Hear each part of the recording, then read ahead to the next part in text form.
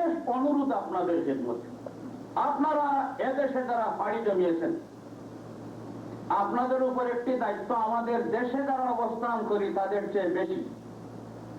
আপনারা যে দেশে বসবাস করছেন বর্তমানে, এদেশের মতো এত মিথ্যাপ লোকজন আল্লাহর জমিনের কথাও আছে বলে আমি জানি না।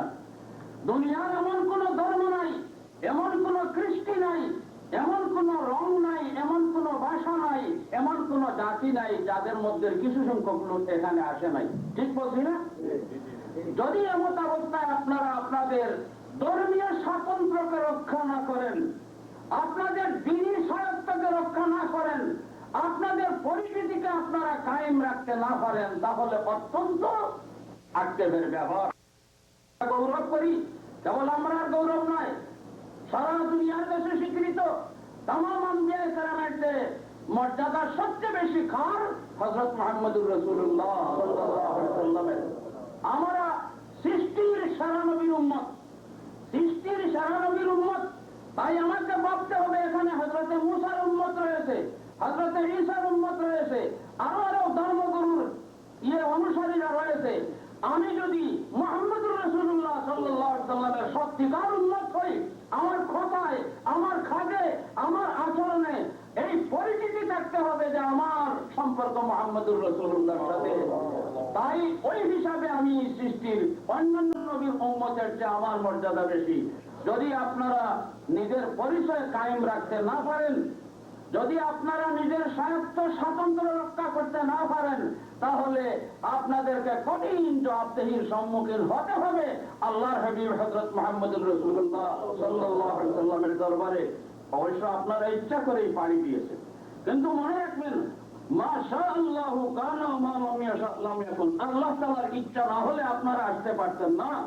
আল্লাহ পাক আপনাদেরকে এখানে নিয়ে এসেছেন বিশেষ হিকমতে। হুজুরে পাক সাল্লাল্লাহু আলাইহি ওয়াসাল্লাম সজুরে ঘোষণা করে দিয়েছেন, ওই তারিখ থেকে ফিরার দিন মাসে ইসলাম যে জমিনে থাকবে না, এই ধারণাই তোমার। আমি আল্লাহর কসম খেয়ে বলছি, যতক্ষণ না পর্যন্ত এই দুনিয়ার আনাচে কানাচে প্রত্যেকটি কুফরিস্তানের কোনায় কোনায় আমার ধর্ম না পৌঁছবে, রব্বুল আলামিন কিয়ামত কায়েম করবেন না। আমি যা চিন্তা করি, এদেশে ইসলাম পৌঁছার আল্লাহর বিশেষ কৌশল এবং হিকমত হলো আল্লাহর হাবিবের উম্মত আপনাদেরকে এখানে পার করে দেওয়া হয়েছে। অতএব আপনাদের দায়িত্ব ওদের অনেক অনেক বেশি। তবে আপনাদের বেলায় তেমন চিন্তা করা যায় না। আপনারা মুসলমানই নিয়ে এসেছেন, ইসলামকে চিনিয়ে এখানে এসেছেন। আমি অধিক চিন্তিত হলাম ওইসব ছেলেপেলেদের বেলায়, কচি কাঁচাদের কারণে, যারা এখানে জন্ম নিয়েছে, যারা আপনাদের দেশের পরিবেশ পায় নাই, যারা ইসলামী চর্চা আলোচনা শুনতেছে না, যাদেরকে সারাটা দিন কাটাতে হচ্ছে ওই পরিপন্থী পরিবেশে, ওই সমস্ত ছেলেপেলেকে, ছেলে মেয়েদেরকে মুসলমান হিসাবে টিকিয়ে রাখতে হলে আপনাদেরকে বিহিত ব্যবস্থা অবলম্বন করতে হবে। আল্লাহ পাক আমাদের সবাইকে তৌফিক দান করুন।